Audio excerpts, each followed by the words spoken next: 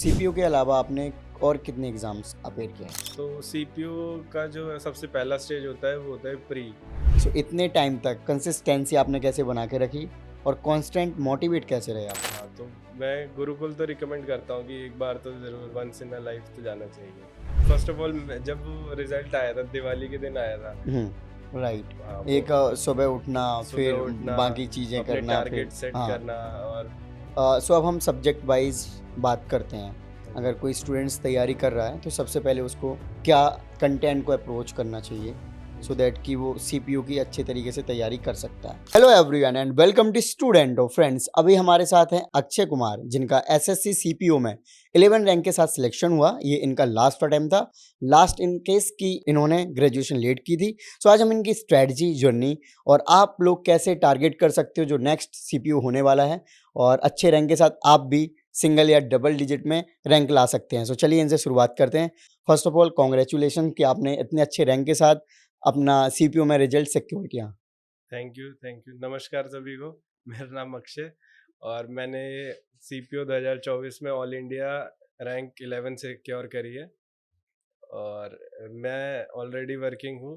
मैं कैग में अकाउंटेंट की पोस्ट पे अभी right now I am working there. Okay. So Akki भाई, ये बताइए आप कि कैसा लग रहा है अभी आपका 11 रैंक के साथ इतना अच्छा रैंक आना किसी भी गवर्नमेंट एग्जाम में एक काफ़ी प्रेस्टीज और काफ़ी हैप्पी मोमेंट होता है। सो फर्स्ट ऑफ ऑल आपका, आपके फैमिली का क्या रिएक्शन था? फैमिली का फर्स्ट ऑफ ऑल जब वो रिजल्ट आया था दिवाली के दिन आया था, हुँ, तो जब मैंने पहली बार देखा तो मेरे को यकीन नहीं हो रहा था कि मेरी ऑल इंडिया रैंक 11 आई है। हुँ। फिर फैमिली के साथ तो मैंने थोड़ा एक प्रैंक भी कर दिया था कि मेरा सिलेक्शन नहीं हुआ है। पहले मैंने उनको बोल दिया तो वो भी काफ़ी मेरे को वो करने लग गए थे कि चलो सिंपैथी देने लग गए थे, चलो कोई बात नहीं, नहीं हुआ, नहीं हुआ, हुँ, अच्छी बात है और कुछ हो जाएगा। फिर ओके। मैंने उनको बताया तो उनका रिएक्शन अलग ही खुशी वाला था कि हो गया। ओके, सो आई थिंक आपको एक सोशल मीडिया इन्फ्लुएंसर ही बनना चाहिए, आप मैंने प्रैंक अच्छा कर लेते एक चैनल बनाया अपना इसीलिए। हैं। Okay, okay. चलो सही है, तो उसका यूट्यूब भी हम चैनल। लिंक वीडियो के डिस्क्रिप्शन में दे देंगे। जी, जो बिल्कुल। बच्चे आपसे कनेक्ट करना चाहते हैं वो कर लें। ओके, सो जर्नी बताइए आपने कि कब जो एग्ज़ाम की तैयारी या फिर जो आपने बताया कि आप ऑलरेडी वर्किंग हैं, सो गवर्नमेंट कॉम्पिटिटिव एग्ज़ामिनेशन की प्रिपरेशन कब स्टार्ट करी थी? प्रिपरेशन की जर्नी तो बहुत लंबी है। मैंने 2019 में एयर फ़ोर्स की तैयारी से स्टार्ट करी थी अपनी ये जर्नी। ओके, तो उसमें उस टाइम मेरी इतनी बेस अच्छा नहीं था, इतनी अच्छी प्रिपरेशन नहीं थी, तो मेरा उसमें सिलेक्शन नहीं हो पाया। फाइनल मेरा उसमें लास्ट अटेम्प्ट था क्योंकि उसमें भी मैंने लेट ही तैयारी स्टार्ट करी थी, तो वहाँ पे मेरा नहीं हो पाया। फिर देन कोरोना आ गया, कोविड, लॉकडाउन, कुछ भी कोई रिक्रूटमेंट नहीं थी। तब मैंने जाके फिर जो लॉकडाउन में था उस पीरियड में जाके तैयारी करी अच्छे से, तब जाके कुछ बेस अच्छा हुआ। फिर भी मेरे लेकिन एग्ज़ाम नहीं निकल रहे थे। तो फिर काफ़ी डिस्ट्रैक्शंस वगैरह थी कि दोस्त यार और सब कुछ फ़ोन वगैरह। फिर मैंने गुरुकुल जॉइन करा था। तो गुरुकुल जॉइन करा तो वहाँ पे काफ़ी अच्छा माहौल है। सुबह उठ के पढ़ना, मॉक लगाना और लाइब्रेरी और वहाँ पे इतना अच्छा कंटेंट डे। कौन-सा गुरुकुल किया था? श्योर 60 अपना गुरुकुल है गौरव सर का, ये मूर्थल के पास में है। तो वहाँ पे मैंने जाके जॉइन करा था, मेरे किसी एक फ्रेंड ने रिकमेंड करा था, वो भी वहीं से पढ़ के आया था। तो उसने मुझे रिकमेंड करा था कि वहाँ पे काफ़ी अच्छा है। तो जब मैंने पर्सनली विज़िट करा वहाँ पे जाके, मुझे बहुत अच्छा एनवायरनमेंट लगा, तो मैंने जॉइन करा। और वहाँ से जो रिज़ल्ट था ना, जो मेरे 6-8 महीने जो मैंने वहाँ पे पढ़ा था, वो ऐसा था कि डेढ़ 2 साल के बराबर था। इतनी अच्छी एफ़िशिएंसी उसके बाद तो कभी नहीं आई, इतनी अच्छी एफिशिएंसी पढ़ाई में। तो वही जो था वो बेस सेट हो गया था, उसके बाद से तो बस रिविजन्स और उसके बेसिस पे ही आगे एग्ज़ाम मॉक निकलते हैं। पीवाईक्यूज़ वगैरह हाँ, लगा के? मॉक लगाना वहाँ पे, डेली टारगेट्स मिलते थे, लाइब्रेरी वहाँ पे, और जो स्टूडेंट्स रहते हैं ना सब साथ में रहते हैं, तो अच्छा कॉम्पिटिटिव एनवायरनमेंट रहता है। टीचर्स का बहुत अच्छा मेंटरशिप, वहाँ पे बहुत अच्छी मेंटरशिप थी। सब कुछ मतलब ओवरऑल। राइट नाउ आपको अराउंड 6 टू 7 ईयर हो गए। आपने अभी जो ये रिज़ल्ट में रैंक सिक्योर हाँ किया जी। है। सो इतने टाइम तक कंसिस्टेंसी आपने कैसे बना के रखी और कांस्टेंट मोटिवेट कैसे रहे आप? प्रिपरेशन तो वो जो 1 डेढ़ 2 साल थी वही उसी टाइम पे चली थी। फिर 2022 में मेरी ये सीजीएल से जॉब लग गई थी। तो बस ऐसा था कि मतलब पढ़ लेते थे एग्ज़ाम से पहले। मतलब ऐसा नहीं था कि फुल फ्लेजेड तैयारी चल रही है। तो जॉब चल रही थी साथ में, उसके साथ में शाम को टाइम मिलता था, शाम को पढ़ लेते थे। और सुबह उठ के पढ़ लेते थे, तो उसके साथ ही मैंने इस सीपीओ की प्रिपरेशन करी थी। ओके। जैसे आपने गुरुकुल के बारे में बताया, हाँ जी। तो गुरुकुल में जो आपको डिसिप्लिन मिला, आपकी हम्म। जो एफिशिएंसी बनी, सो आप क्या चाहते हो कि जो स्टूडेंट्स और भी तैयारी कर रहे हैं, अगर वो इस तरीके के फिक्स टारगेट लेके जाएँ, जैसे मैंने भी गुरुकुल विज़िट करा था, तो हम्म। वहाँ पे क्या बच्चों का माइंडसेट रहता है कि हम 1 साल, 6 महीने, इतने टाइम के लिए यहाँ पे आते हैं और उस टाइम में सिर्फ़ हमें पढ़ाई करना है क्योंकि वहाँ पे एनवायरनमेंट ही उसी तरीके है, क्योंकि मोबाइल वगैरह भी नहीं दिया जाता है। हाँ जी, सो वो वो बात है। एक फिक्स टारगेट होके आप सिलेक्शन ले सकते हो। सो हम्म। आपको भी ऐसा ही बेनिफिट मिला या हाँ फिर जी। या फिर ऐसा होता है ना कि हम बात कर रहे हैं कि हाँ 6 महीने 1 साल का टारगेट लेके गए, सिलेक्शन हो जाना चाहिए, बट हम्म। आपके साथ कैसा हुआ वो बताइए? वो तो जैसे मैं गुरुकुल में गया, तो स्टार्टिंग में तो थोड़ा वो लग रहा था, खराब लग रहा था कि फ़ोन भी नहीं यूज़ करने को मिल हुँ, रहा है, हुँ। इतना टफ शेड्यूल है। लेकिन जैसे 15-20 दिन पास हुए, तो वो माहौल से मैं यूज़्ड टू हो गया। और लॉन्ग टर्म में जब मैं गुरुकुल से भी जब आ गया वहाँ से, उसके बाद भी उसने जो वो वहाँ पे डिसिप्लिन मिला, वो चीज़ मेरे को अभी भी मतलब लाइफ़ में हेल्प कर रही है। राइट। हाँ, वो एक सुबह उठना, सुबह फिर उठना, बाकी चीज़ें अपने करना, फिर टारगेट सेट हाँ, करना, और एक मतलब ऐसा टाइम सेट करना जिसमें फ़ोन नहीं यूज़ कर रहे हैं फॉर द एफिशिएंसी।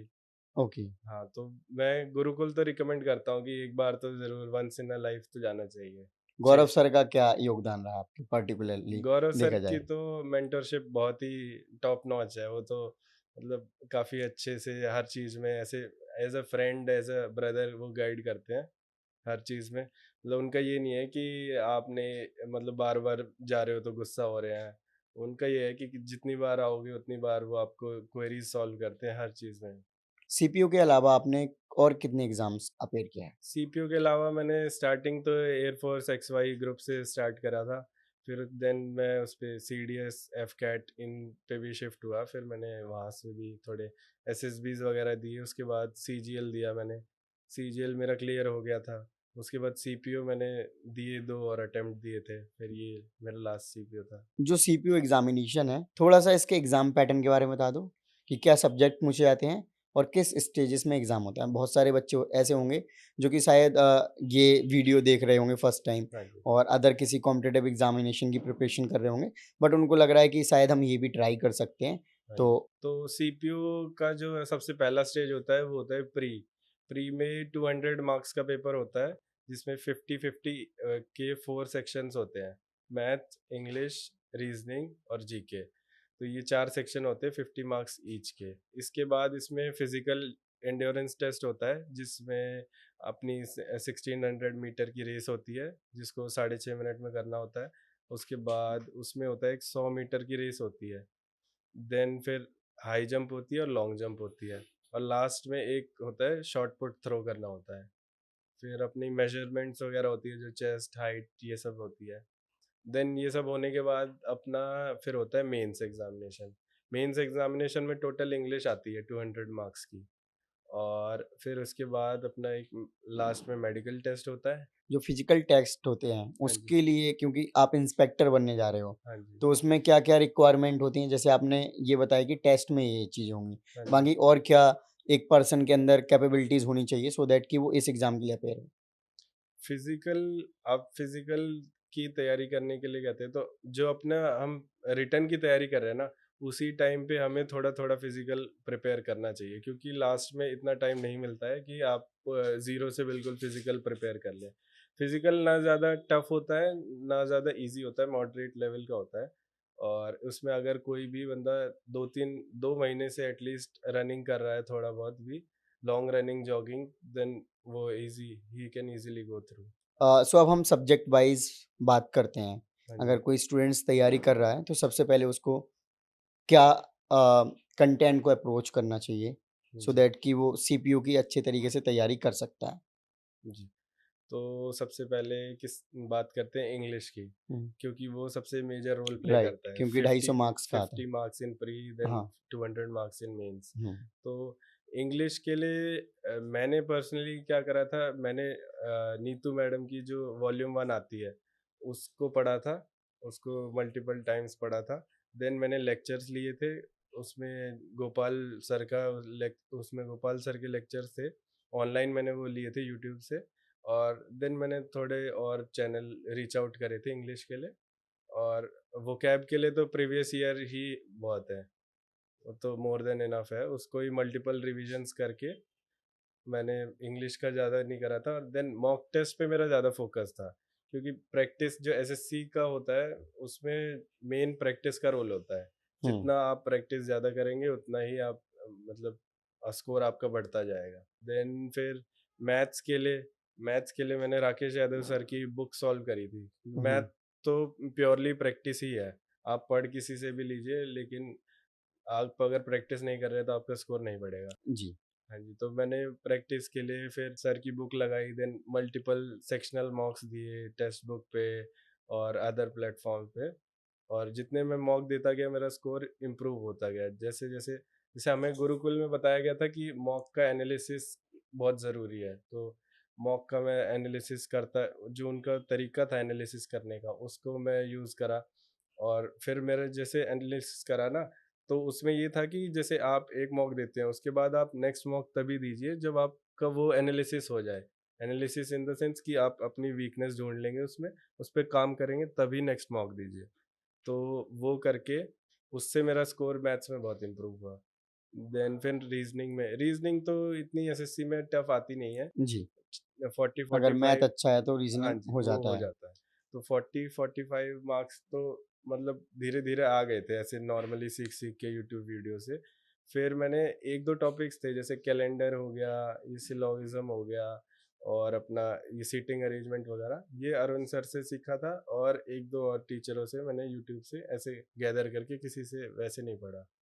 देन अपनी जीके की बात आती है, तो जीके में गौरव सर के नोट्स थे, वो वो जो प्रोवाइड करते थे उनको, देन उसमें फिर सेक्शनल टेस्ट्स एंड और बाकी बुक्स वगैरह से उसको मैंने कवर कर लिया था। सो आपको क्या लगता है एक आइडियल टाइम या जो एक एस्पिरेंट है, उसको कितना टाइम लगेगा इसका पूरा सिलेबस को अच्छे से कवर करने में? ये थोड़ा वेरी करता है, क्योंकि हर स्टूडेंट का अपना अलग एक लेवल होता है। कोई हिंदी मीडियम का स्टूडेंट है तो उसको इंग्लिश में ज़्यादा टाइम लगेगा, वेयरएज़ कंपेयर टू कोई इंग्लिश मीडियम का स्टूडेंट है उसको इंग्लिश में बहुत कम टाइम लगेगा। कोई मैथ बैकग्राउंड से है तो उसको मैथ में कम टाइम लगेगा, तो ये थोड़ा वेरी करता है। तो मैं तो रिकमेंड करता हूँ कि अपने पेस पे चलो, सिलेबस करने के कवर करने के टाइम पे कोई जल्दबाजी मत करो, लेकिन जो वो है रिवीजन और मॉक्स, इस टाइम पे आप जल्दबाजी कर सकते हो क्योंकि आपका सिलेबस कवर है, तो आप डेली टारगेट्स बना के कि ये आज मेरे को इतना कवर करना है, उसमें उस टाइम पे आप थोड़ा कर सकते हो, लेकिन सिलेबस आप एक बार अपने पेस से ज़रूर कवर करें, चाहे आपको 3 महीने लगे, 6 महीने लगे, चाहे साल भर लगे। पीवाईक्यूज़ आपने कितने ईयर्स के लगाए? पीवाईक्यू तो जैसे टीसीएस के जब से पैटर्न टीसीएस जब से आया था, तब से लेके अब तक के जो भी रिसेंट होते थे, जैसे मैंने अपनी तैयारी के टाइम पे 2022 तक के लगा लिए थे। तब मैं जैसे कोई भी नया एग्ज़ाम होता था तो उसके पीवाईक्यूज़ सॉल्व कर लेता था। जैसे ही आंसर कीज़ आती थी तो मैं पीवाईक्यू सॉल्व कर लेता था, और नोट डाउन कर लेता था कौन से नए क्वेश्चन्स आ रहे हैं, कौन से क्वेश्चन्स मेरे से नहीं हो रहे हैं उस टाइम पे। तो मैं उनको प्रैक्टिस करता था। फिर एग्ज़ाम देने जाता था पहले उससे, तो उनको देख के जाता था, तो उससे काफ़ी हेल्प हुई। जो मॉक टेस्ट हैं, जब आप मॉक टेस्ट लगाते थे, तब स्कोर क्या रहता था? देन जब फाइनल एग्ज़ामिनेशन में अपीयर होते थे, तो वो होता है ना कि मॉक टेस्ट आप स्टार्टिंग में लगा रहे थे, ऑब्वियसली बात है कि कम स्कोर आ रहा होगा। हाँ। धीरे-धीरे उसमें इम्प्रूवमेंट हुआ, बट रियल एग्ज़ामिनेशन और मॉक्स में क्या ज़्यादा मेजर डिफरेंस लगता है आपको? स्टार्टिंग में इनिशियली तो काफ़ी कम स्कोर आता था, फिर धीरे-धीरे जैसे-जैसे इम्प्रूव करते गए, मॉक्स देते गए, तो स्कोर बढ़ता गया। और फिर मैं क्या करता था कि जैसे मैं एक ही प्लेटफ़ॉर्म के मॉक नहीं देता था। जैसे मैं डिफ़रेंट डिफ़रेंट प्लेटफ़ॉर्म के मॉक देता था, क्योंकि क्या होता है कि जैसे हम एक प्लेटफ़ॉर्म पे मॉक दे रहे हैं, तो हम यूज़्ड टू हो जाते हैं उसी प्लेटफ़ॉर्म के, उसके इंटरफ़ेस से, हर चीज़ से हम यूज़्ड टू हो जाते हैं। तो मैं अलग-अलग प्लेटफ़ॉर्म पे मॉक देता था। तो किसी में मार्क्स काफ़ी कम होते थे, किसी में ज़्यादा होते थे। वो तो मॉक की डिफ़िकल्टी पे भी डिपेंड करता है। लेकिन जो मेरा ओवरऑल, अगर जैसे मैंने 100 मॉक दिए हैं अच्छी मेरी तैयारी होने के बाद, तो जो उनका एवरेज स्कोर रहता था, तो उसी के आसपास ही मेरा जो है फाइनल स्कोर भी रहता था एग्ज़ाम में। जैसे आप गुरुकुल में थे, तो वहाँ पे तो एक टाइम शेड्यूल आपको फ़ॉलो करवाया जा रहा था, श्योर 60 में। हाँ जी, इसके अलावा जैसे आपने बताया कि आप खुद से भी पढ़ते थे, हाँ जी। है ना? तो वो जो वहाँ का टाइम टेबल आपने बताया था, फिर आप सेल्फ स्टडी भी कर रहे थे, तो आपने बोला कि आप सेम उसी तरीके से करते थे। हाँ जी, तो क्या एक शेड्यूलिंग रहनी चाहिए? जैसे कुछ स्टूडेंट है गुरुकुल नहीं जॉइन कर पा रहे हैं हाँ किसी जी। कारणवश और जो सेल्फ स्टडी करना चाह रहे हैं उस पैटर्न में रहकर, जैसे सबसे पहले तो सुबह तो ज़रूरी उठना है, कितने क्योंकि बजे रहता था नॉर्मली? मैं तो जनरली 5 से 6 बजे उठ जाता था और मैं रात में ही अपने टारगेट सेट कर लेता था कि भाई मेरे को कल ये करना है। प्रायोरिटी वाइज़ करता था कि जैसे मेरा वीक टॉपिक है कोई, जैसे मेरा मैथ्स अगर वीक है, तो मैं सुबह उठ के मैथ्स करता था, क्योंकि सुबह जो रहता है हमारे पास सबसे ज़्यादा एनर्जी रहती है, हुँ, कोई भी काम करने के लिए। तो मैं सुबह उठ के, जैसे मेरा मैथ्स इतना अच्छा नहीं था, तो मैं सुबह उठ उठ के मैथ्स के 100 क्वेश्चन लगा देता था और फिर एक मॉक अटेम्प्ट कर देता था। तो उसका जो एनालिसिस बनता था, तो फिर मैं पूरे दिन उस पे काम करता था। फिर नेक्स्ट डे सेम यही रूटीन। तो मतलब अपने जो है सब्जेक्ट्स को प्रायोरिटाइज़ करना पड़ेगा। जैसे आपकी अगर इंग्लिश वीक है, तो सुबह उठ के पहले इंग्लिश पढ़िए, वोकैब्युलरी या फिर ग्रामर रूल रिवाइज़ करिए या प्रैक्टिस करिए। तो इस ऑर्डर में अगर कोई बच्चा करता है, तो उसको बहुत जल्दी बेनिफिट होएगा। जो स्टूडेंट हिंदी मीडियम से प्रिपरेशन कर रहे हैं, उनको आप स्पेशली सीपीओ के बारे में कैसे गाइड करना चाहेंगे? क्योंकि सीपीओ में इंग्लिश का वेटेज जैसे हमने स्टार्टिंग में डिस्कस किया ज़्यादा है। हाँ जी। तो अगर कोई हिंदी मीडियम का स्टूडेंट है, मैं तो वैसे इंग्लिश मीडियम का स्टूडेंट था, तो मेरे को इतनी समस्या नहीं आई थी, लेकिन मेरे साथ कुछ हिंदी मीडियम के स्टूडेंट्स भी थे, जिनको जो हम लोग साथ में पढ़ते थे। तो उनको भी इतनी दिक्कत नहीं आई, क्योंकि एसएससी में ऐसा कोई रफ एंड टफ इतनी इंग्लिश आती नहीं है।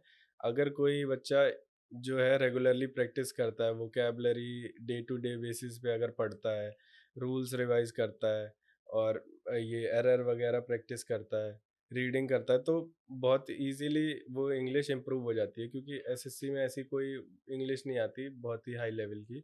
नॉर्मली बच्चा आराम से कर सकता है अगर मेहनत करता है तो। सीजीएल एंड सीपीओ अगर हम दोनों को कंपैरिजन करें, हुँ। तो आपके अकॉर्डिंग सिलेक्शन का चांस हो या फिर सर्विसेज़ का कौन-सा बेहतर है? सिलेक्शन का चांस हो तो सिलेक्शन के चांस में तो सीपीओ ईज़ी है सीजीएल से, लेकिन अगर वर्क प्रोफाइल देखें तो डिपेंड करता है। अगर आपको फील्ड जॉब पसंद है, तो आप ऑब्वियसली सीपीओ के लिए जाएँ, और अगर आपको डेस्क जॉब पसंद है, तो आपको सीजीएल के लिए जाना चाहिए। क्योंकि सीजीएल और सीपीओ का थोड़ा फिज़िकल स्टैंडर्ड्स का और मेडिकल स्टैंडर्ड्स का भी फ़र्क होता है। तो इस मायने में थोड़ा सीपीओ आसान हो जाता है, क्योंकि थोड़ा स्टूडेंट्स पढ़ने वाले कम आते हैं उसमें। राइट। आजकल हर कोई डिजिटली स्टडीज़ का जो कंटेंट है कंज़्यूम करते हैं। सो आप क्या डिजिटल ई-बुक्स, वीडियोज़ या फिर जो बुक्स हैं, हार्ड कॉपीज़ हैं, ऑफ़लाइन टीचिंग है उसको प्रमोट करोगे या फिर किसको मतलब प्रेफ़र करना चाहिए? जैसे मैं, मतलब इसमें थोड़ा ये है, मिक्स है, क्योंकि जैसे आपको अगर प्रैक्टिस करनी है प्रीवियस ईयर क्वेश्चंस की, तो आपको डेफिनेटली आपके पास एक बुक होनी चाहिए प्रीवियस ईयर के लिए। लेकिन जैसे कंटेंट अपडेट होता है, हुँ, धीरे धीरे नए एग्जाम्स हो रहे हैं, तो उनके क्वेश्चंस आ रहे हैं, तो उसमें अगर आपके पास ई बुक है, तो उसमें आपको ई बुक में ये फ़ायदा है कि वो क्वेश्चंस अपडेट होते रहेंगे, मतलब every month and every week, जैसे जैसे एग्ज़ाम हो रहे हैं, तो उसमें आपकी ये है कि आपकी बुक अपडेटेड रहेगी। वेयरएज़ अगर आपके पास कोई ऑफलाइन बुक है, तो उसमें आपको रिवीजन करने में ज़्यादा फ़ायदा रहेगा, क्योंकि आप उनमें मार्क कर सकते हैं ये क्वेश्चंस मेरे को ये लगे थे, तो या फिर एग्ज़ाम से पहले मुझे ये करने हैं। तो इस दोनों के ही अपने-अपने फ़ायदे हैं। ओके। जैसे हमने पहले मॉक्स की बात करी थी, हाँ जी। तो मॉक्स जो एनालिसिस करते थे वो कैसे करते थे आप?